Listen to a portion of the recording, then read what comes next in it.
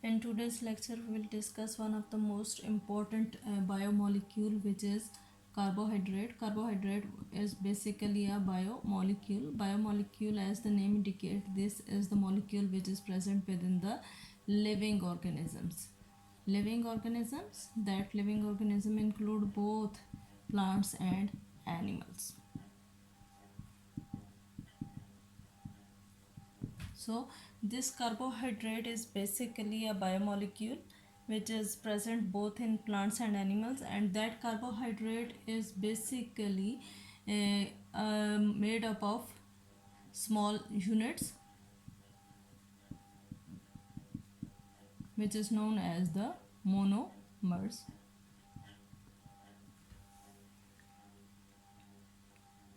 And you all know that you have heard about glucose, sucrose. These are basically the sugars which are known as the carbohydrates as a biomolecule. That glucose carbohydrate basically composed of carbon, hydrogen and oxygen. And if we discuss this in the form of formula, we can say that simple formula of carbohydrate is the CH2O, and where one carbon is present. Along with that carbon, there are two hydrogen and one oxygen. So this always vary with the number of carbon. If there is 6 number of carbons, so 1 into 6 and 2 into 6 and 1 into 6. So in that case, that carbohydrate will be C6H12O6. So this is basically the simple formula of the carbohydrate.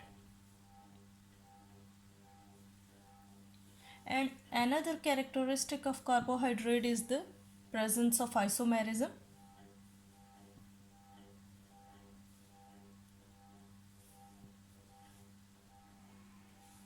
Isomerism is another important character of carbohydrate, in which they have the same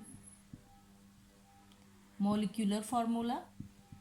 Molecular formula is same, but their structural arrangement will be different. They have different structural arrangement. So this is known as the isomerism.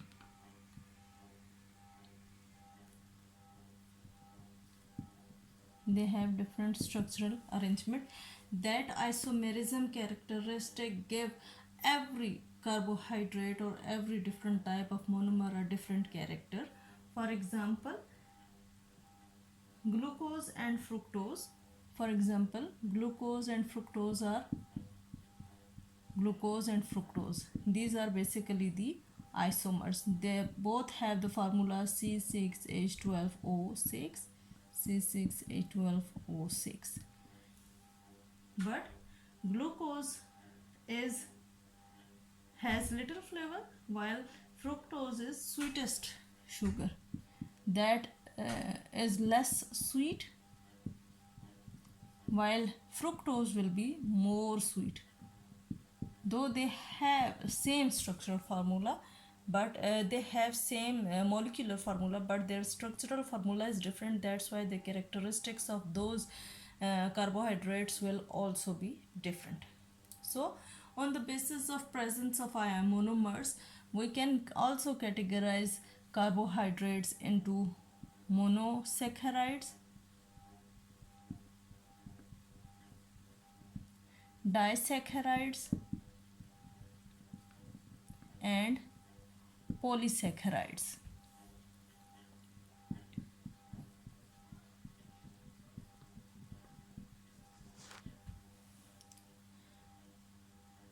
Monosaccharides, disaccharides and polysaccharides, as the name indicate, that consist of single monomers. That's why these are known as the monosaccharides. Disaccharides, as the name indicate, that contains the two monomers. combination of two monomers, while polysaccharides there is number of different monomers which are attached together. Number of monomers are present in polysaccharides. Polysaccharides which contains number of different monomers, that number is not restricted to one or two. Number of different monomers are present, that's why it's called as the polysaccharides. That polysaccharide could be structural polysaccharide,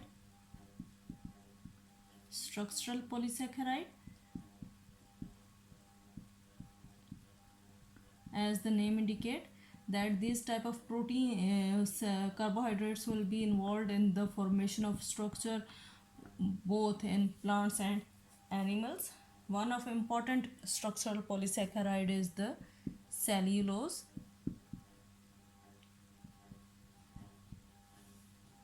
Cellulose is the most abundant structural polysaccharide which is present in plants, and that contains 40 to 60% of cell wall within the plant cell that is composed of cellulose.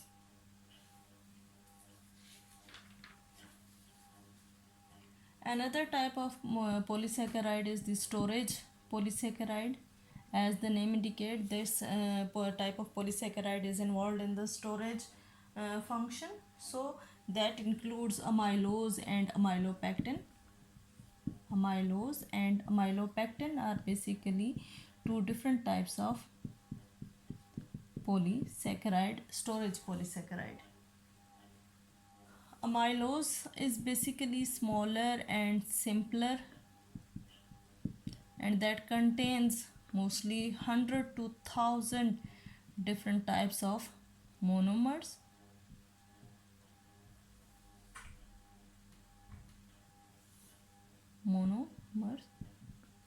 While amylopectin is basically more complex, that is a very large structure that contains mostly 50,000 or more than 50,000 monosaccharides, and that is basically more bright and complex structure in case of amylopectin.